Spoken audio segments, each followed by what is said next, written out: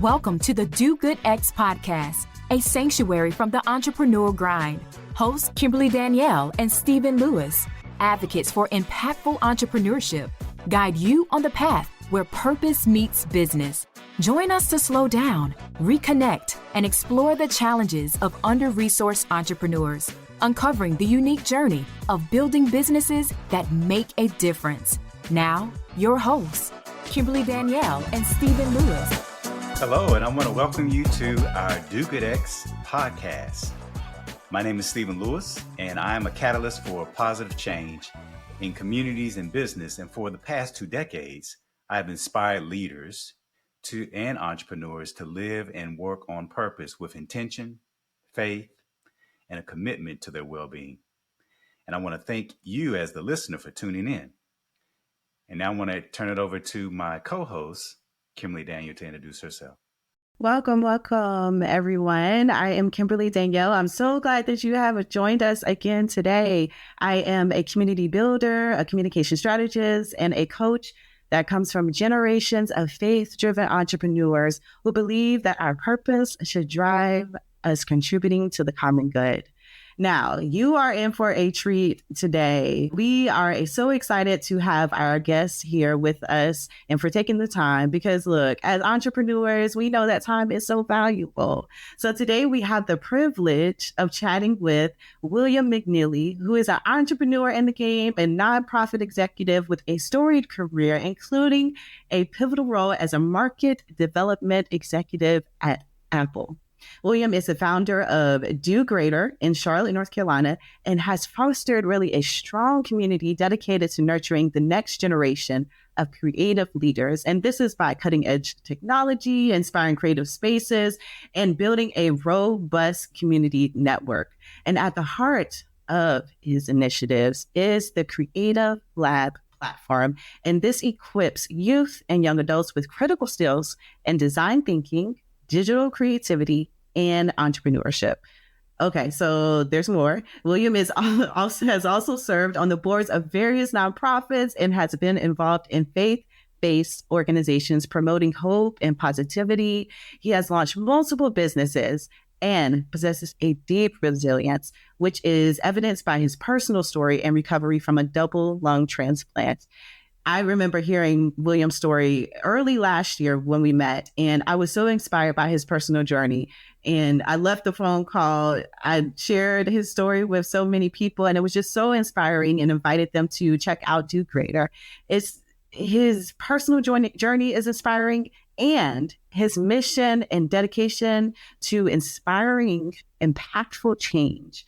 That is really... It really can motivate you. It can really drive you and compel you to do what it is that you're called to do, because that is what he is doing. His work and story reflects his clear commitment to education, to technology, and to community empowerment. So welcome, William. We are so grateful that you have joined us here today. Good morning. Good morning. I'm definitely glad to be here. That was a great introduction. That was wonderful. I just need to leave now. So. Well, it's you. I'm gonna go ahead and just get in the grid, get in the meat of our conversation today. I mentioned your resilience in my intro for you and about your double lung transplant. And while I know your story, and there's articles out there that also tell your story, which is so powerful, can you share with listeners how your diagnosis and experience really shaped and informed your idea and the launch of Do Greater?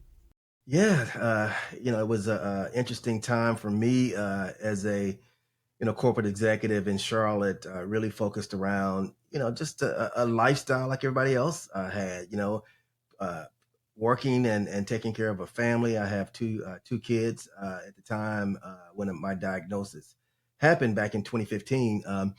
They were in, my daughter had just graduated from college and my son was in college or headed into college. And back in 2015, I was diagnosed with idiopathic pulmonary fibrosis. And this is a terminal disease that had been somewhat dormant in my body for a number of years.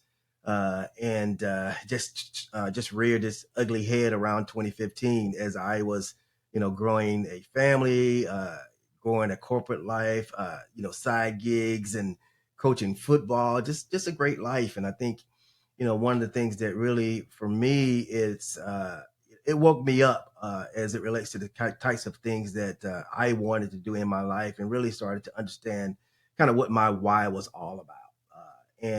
I would definitely say, don't let a situation like that determine or make you stop to think about that. But what it did for me was allow me to kind of, okay, take a deep breath and say, what is it that I am supposed to be doing? Here I am facing a terminal disease. And for me, it was not necessarily considered a terminal disease. It allowed me to kind of reflect and say, okay, with the time I have left, what am I supposed to be doing? And during the entire time, I never thought that it was as bad as it was. I mean, terminal was not a word that I used a lot at that time. It was, I am in a situation where I have a time to reflect about what the rest of my life is going to be about. And at that time, I really started to study. As you know, I'm a faith-based person, Christian, that really relies on my faith. And at that time, in times of difficulty and obstacles, you really have to dig down and understand, what that means. And so I started to think about this idea of doing greater. What is it that I need to do? What is it that my life has done that will leave a lasting impact? And literally, I it popped into my head, and I wrote this sentence down, and it says, commit to doing greater. Commit to doing greater things that will make an impact when you are no longer available or you are no longer here. And when I wrote that, I'm thinking, okay, what does that mean? What does it mean to do greater? And it really was based on a Bible verse that just John 14:12, that talks about doing greater things. And that popped up inside of me. And I said, okay, what is it now with the time I have left that I am supposed to do? This was 2015. I literally was on oxygen 24/7 for the next 3 years. So my life changed from, being pretty vibrant around the community and making an impact to, carrying 3 oxygen tanks behind me 24/7. And it happened overnight. So the change in my perspective and my mind had to change overnight. So I could have at that point said, okay, my life is over. I'm done. Let me lay on the couch and just wither away. But my perspective was, okay, with the time I have, what is it I am supposed to do? And what does that do greater look like for me? And so that's kind of how I approached it at that point. And 3 years later, 2019 was when, idiopathic pulmonary fibrosis just took over. And on my, literally looked on my chart at the hospital, and it said EOL. And if you're in technology, EOL means end of life. And my chart said end of life. I went into the doctor and in rehab, and right before my lung transplant, he said, William, you have 2 weeks to go. And I said, what do you mean by that? He said, well, you've got 2 weeks that you would either not be here in the next 2 weeks, or you will be so weak that we can't transplant you. This was on a Thursday when he told me that.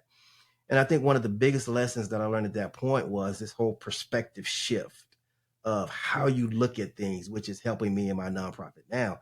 So my shift at that point was not that I had 2 weeks left. My shift was I have 2 weeks to figure out, or the doctor had 2 weeks to figure out, or God had 2 weeks to miraculously change the situation where, I'm moving on. And so my mindset was not that it was over. It was that, 2 weeks from now, I'll be doing something that will continue to make an impact in other people's lives. So I gave myself 2 weeks. The doctor gave me 2 weeks, but God said, on Saturday, I was transplanted.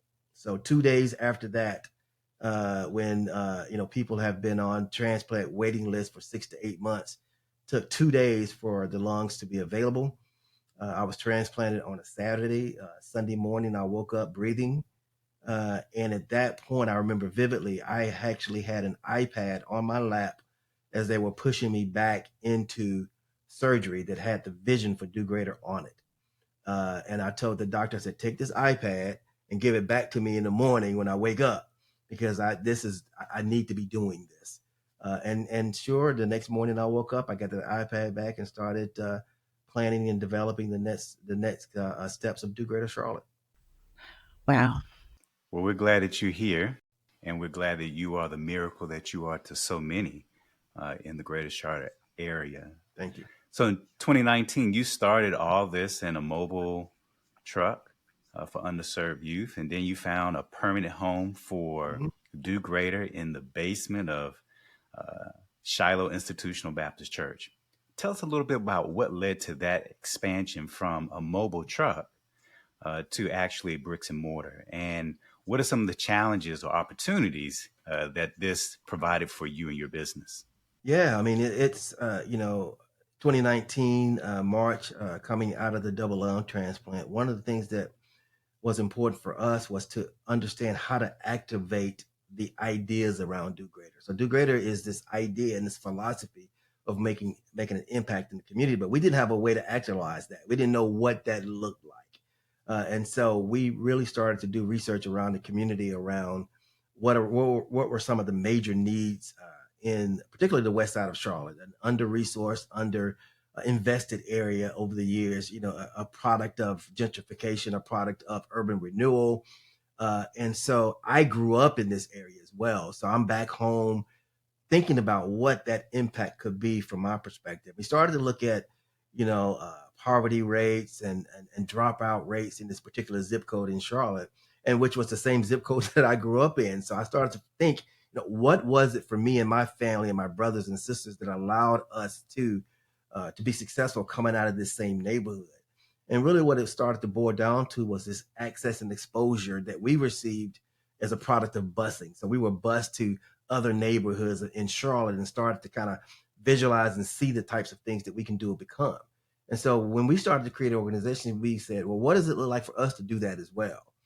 And my background at Apple, my background in educational technologies just leaned itself to developing this platform to do that. So we reached out and started thinking about what would it look like for us to have this mobile truck, this lab that went out into the community and started to provide this access to technology, particularly in communities that didn't have access to it. To us, it was a rolling Apple store. It was, taking this whole concept of creative technologies that you could experience in an Apple store, taking it inside communities and inside cul-de-sacs that we can pull up, toot the horn, wireless broadband, iPads, all of these things in this truck, and kids could come out in their own neighborhoods and experience this technology along with these connections that we were bringing with mentors that were coming along as teachers. And so that was the first kind of iteration of the idea. And this was 2019, pre-COVID. So, as we started to go into COVID, at that point now, you're not putting 15 kids in the back of a truck. So schools closed. Our target went inside their own homes. And we decided at that point, just through lessons that we had learned through the truck was, there were three things that were really needed in order for us to build out this nonprofit. And it's just listening and hearing the types of things that our kids were telling us. And so we knew through COVID that there was a lack of tools and technology. So when you send kids home and you tell them to learn in their own environments, this technology that they have is just not conducive for that. And so we knew that we would have to have some advanced tools and technologies that we could offer. Secondly, when you send kids home, there is no creative space for them to activate. So in situations, in COVID, my son was in college at the time, and he came home and said, I'm going to learn at home. I got to spend a semester here. So we outfitted, our bonus room with technology and Wi-Fi and all the types of things that could, benefit him. But the kids that we serve don't have that in their own homes. They don't have this place or this third place that they can come and be creative. And then the last thing was, this whole nurturing community. How can we build up a community around these kids? Some of in my case, it was parental. I was that nurturing community for my son. But some of our kids that we work with don't have that and are not exposed to creative professionals in the industry as well. So we knew we needed to have a physical space that had those three things. And so when we started to look for that, we started to take advantage of opportunities, based out of the situation. So I always say innovate through the chaos. And so when there are situations that are out there and that the greatest innovations come out of these downturns or these chaotic times. And so for us, it was, where is it that we can leverage now in this time that will benefit our organization? And it was, at that time, churches were struggling. Churches were struggling coming out of COVID. People were not going back into churches. They were losing membership, as well as a lot of the members were now viewing the services online. So that meant there was a lot of underutilized space. And we reached out to Shiloh Institutional Church here in Charlotte. And there was some underutilized space that they had, as well as an old daycare that they were not using at all.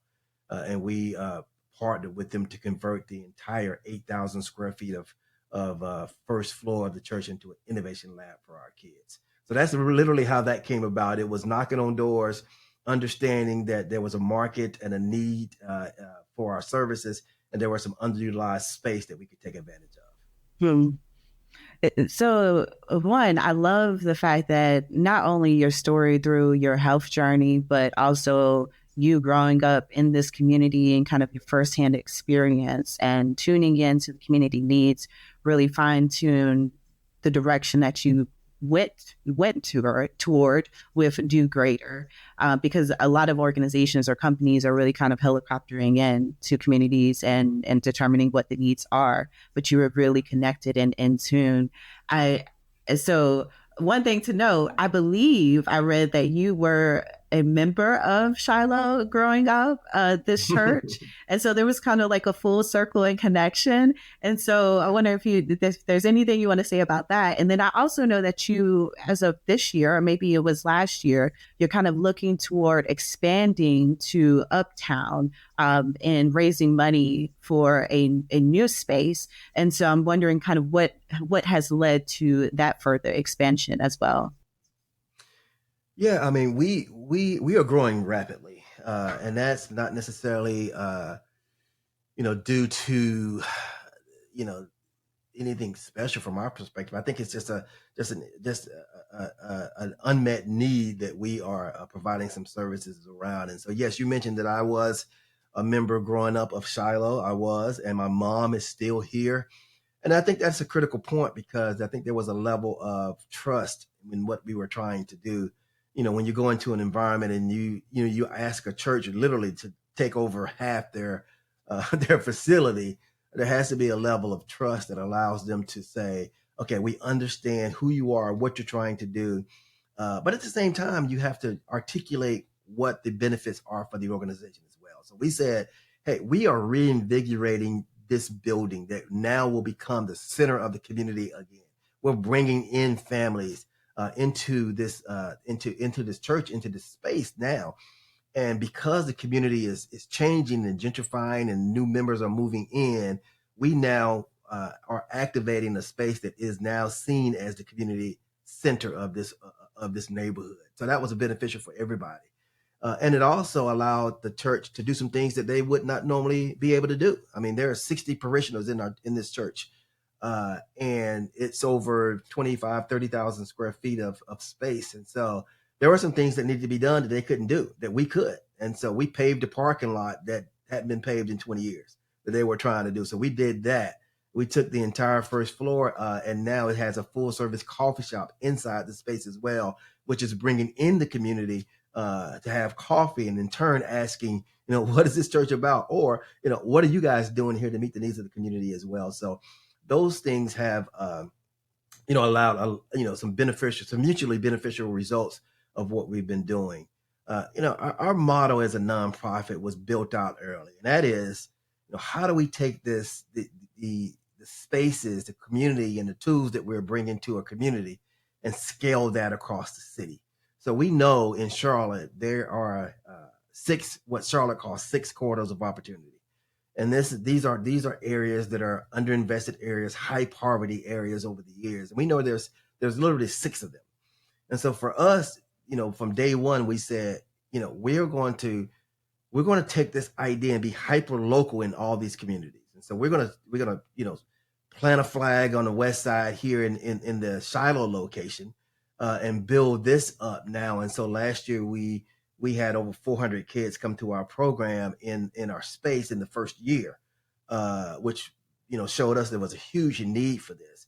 But at the same time, we also started to see, because we built the space as an innovation lab, and we hired architects here in Charlotte. We built it as though it would look like it was in a corporate facility.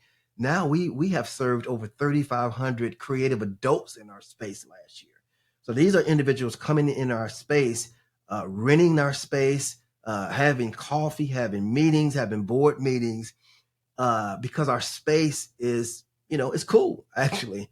And what that does for us is allows us to have this earned revenue model. So all of that activity is generating revenue. Coffee shop generates revenue. Memberships generate revenue that we pour all back into our programming for our kids. And so when we start to look at that, we build this ecosystem of support now from outside members of the community who are coming in, spending dollars inside our space, and now supporting our programs, because all of our programs are free for our kids. It's our entrepreneurship programs, our DJing programs, our digital video programs. All these programs are free to our students, but are funded by the community because of the earned revenue model. And so because of that, we've always said that we need to activate in other parts of the city as well. And so, as you mentioned, we are now looking to scale the model in even uptown Charlotte.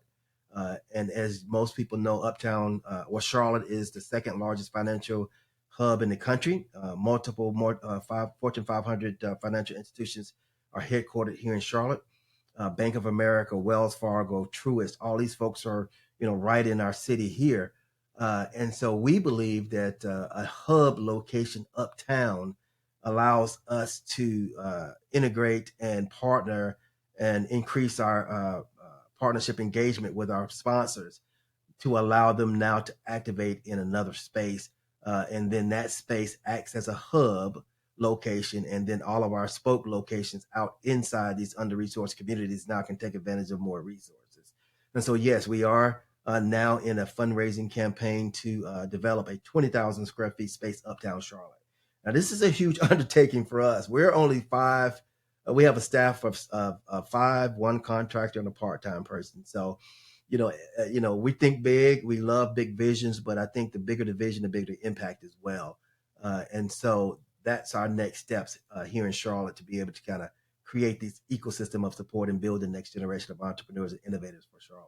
Man, this is fascinating, William.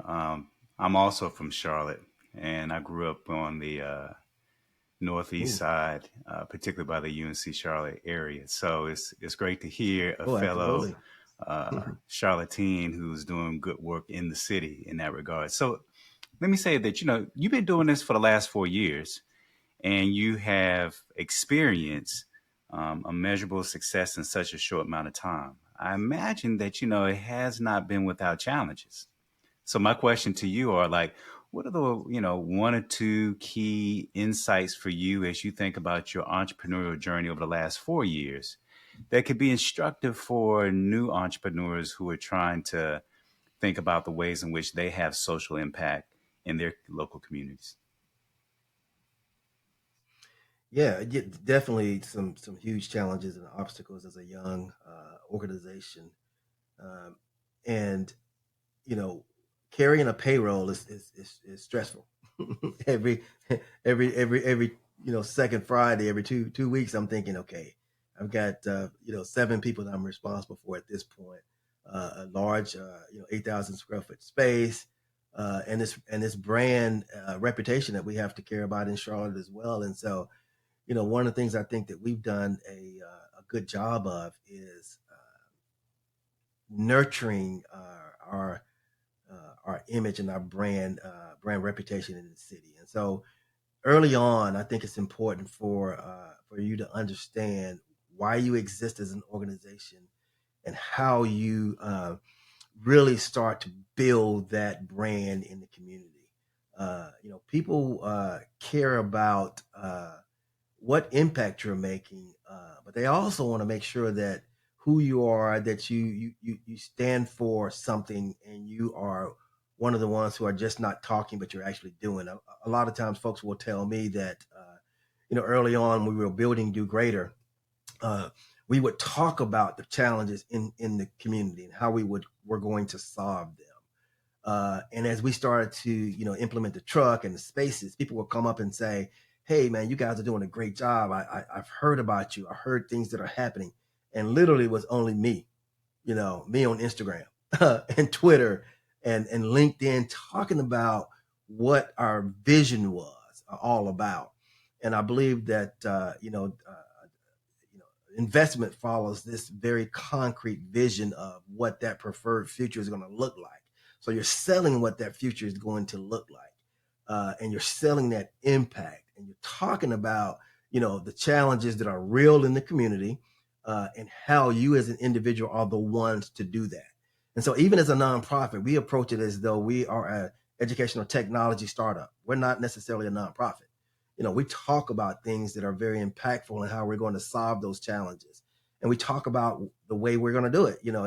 Here's the problem, and here's the solution that we're trying to put forward. And we don't necessarily have all the answers. So we're going to iterate, we're going to test, and we're going to do it until we make a significant impact on these challenges. And I think people understand that.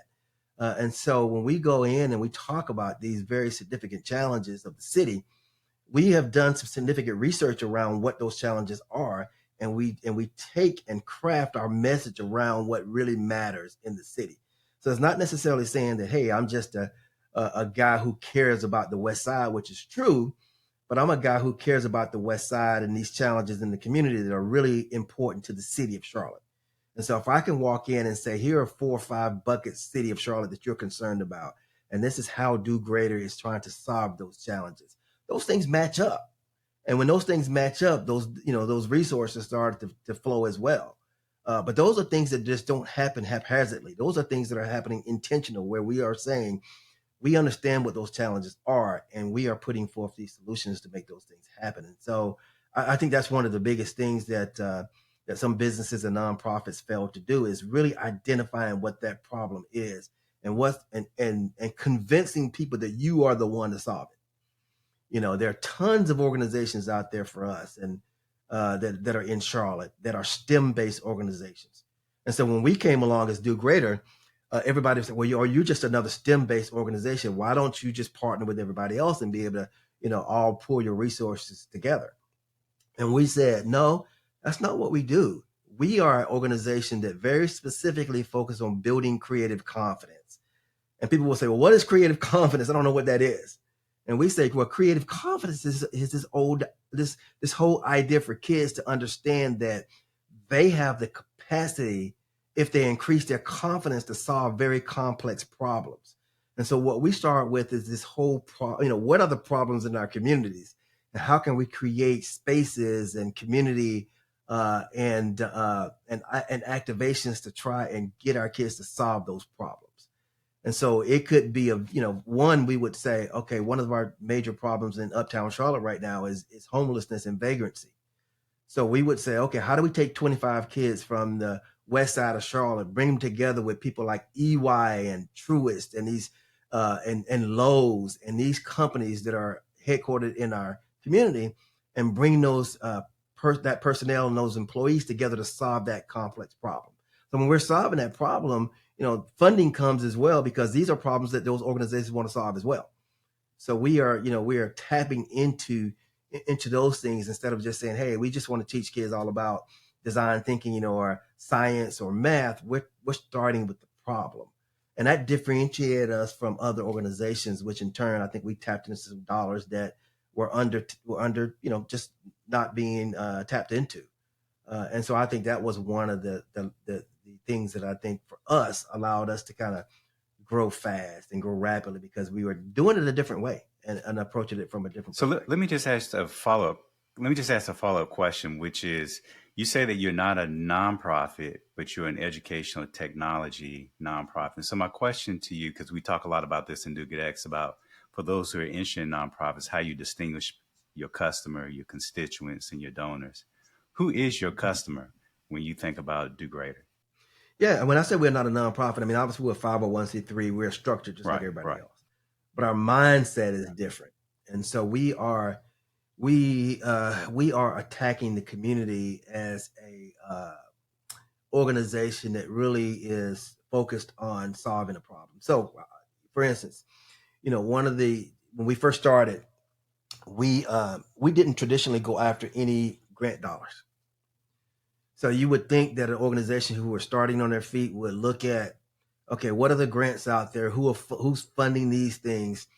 Who can I get $5,000 from here, $10,000 from here? These large grant funders, Foundation for the Carolinas here, variety of different grant opportunities. No, what we did was we saw the need and developed a business plan around that need.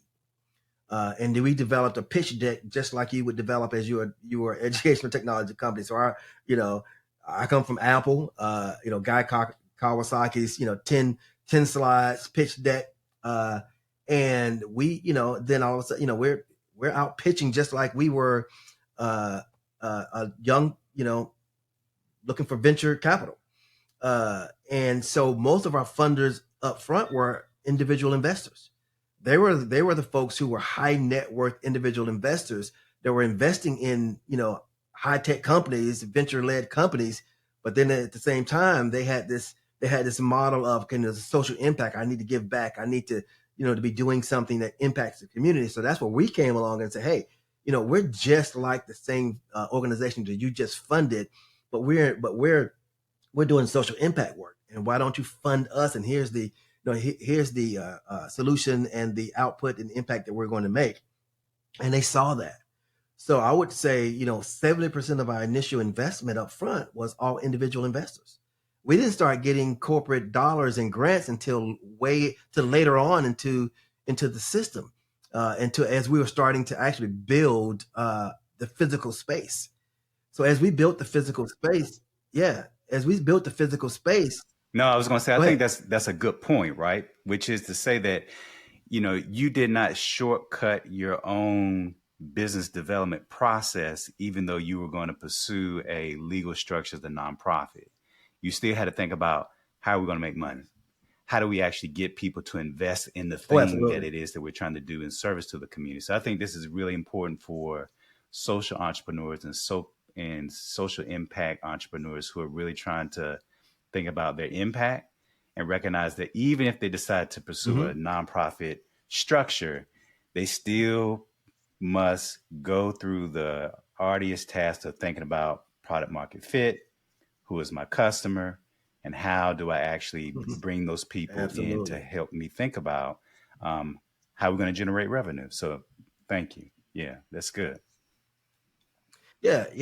I mean, it's earned revenue model. Our earned revenue model was developed from day one. It is, how do we sustain ourselves if our grants run out? Can I make it to the next payroll, or paycheck, or can I make the next payroll if, one of our largest funders pull out? And what does that look like? And so for us, it's continuing to do that, continuing to say, what is it? How do we sustain our organization? And then, obviously making sure that we are, talking with our customers, whether that is, we have we've got students who are customers who we're developing programs for, and then we've got our funders, and how do we support what they want to see us doing. But then I think what we sometimes miss is how do we bring those two things together? So, up front, when we were talking about building the space, in my mind, I'm a creative person. So in my mind, I had, here's what I want. This is what the space should look like. But what we did was we brought 25 kids in from the community and said, what do you want the space to look like? But not only that, when you bring the 25 kids in who are going to be utilizing our space, we paired them with our corporate sponsors and supporters. So EY and Venture for America and these organizations, our local graphic arts organization, we brought all those folks in as well and paired them with those 25 kids and said, over the weekend, we're going to develop what this space looks like. And we're going to listen, and we're going to have our architect and our designers and all of our corporate partners listening to what our kids are saying about what they need and what they want. And then we continue to build that space and now continue to listen to our kids and try to create programs and interactions around, around what their needs are.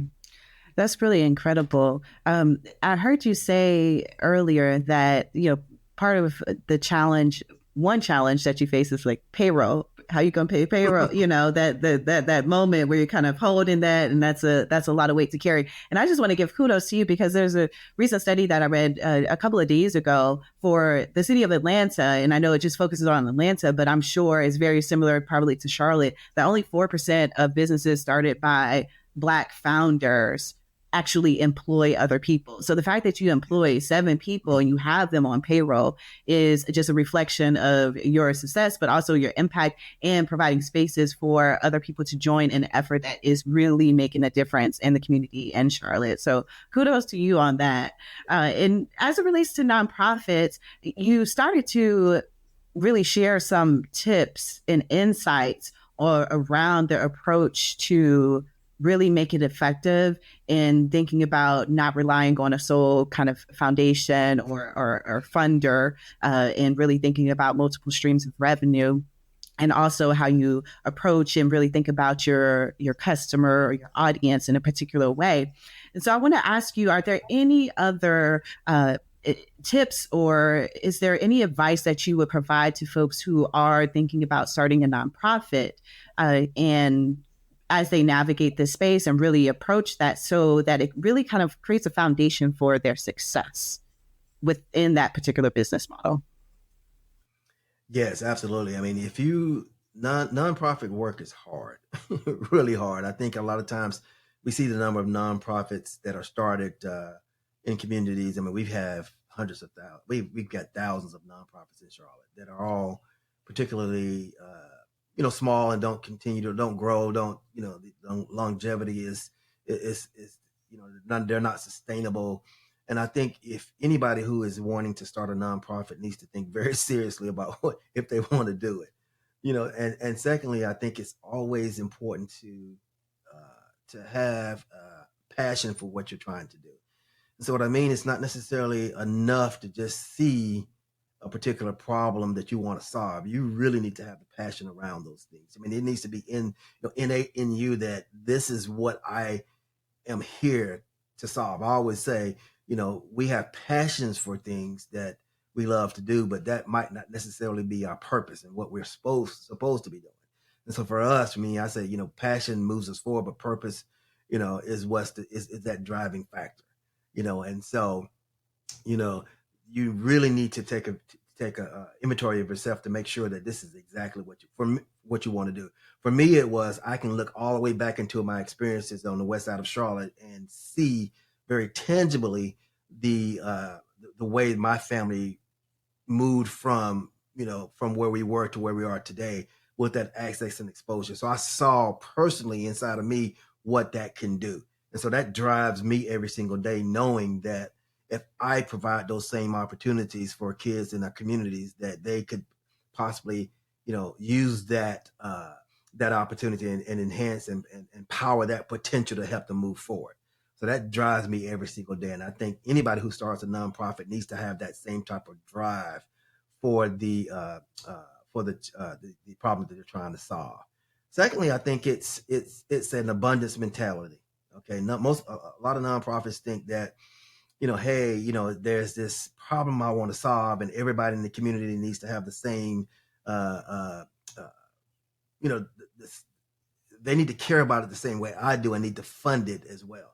So when I'm out, when they're out talking, it's this story around, it's this, what I call this woe is me story. It's like, hey, here, this is me. You need to help this because of this. I think it's more of a, this is a great place to invest your dollars. And here's what the outcome and the impact is going to be. It's not a woe is me. It's that this is important, and this is where the dollars should be going to make this great impact.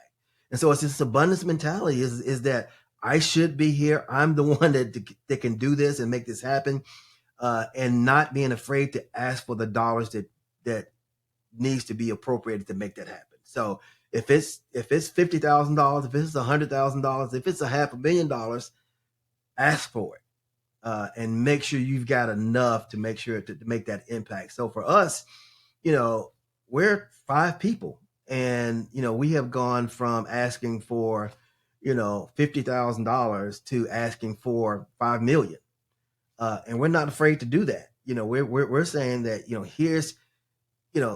here's what needs to happen, and here's why it needs to happen.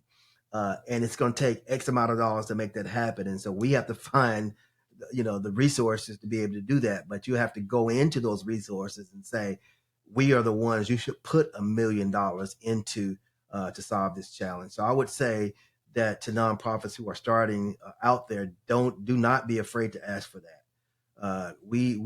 One of our core values at Do Greater is doubt the default.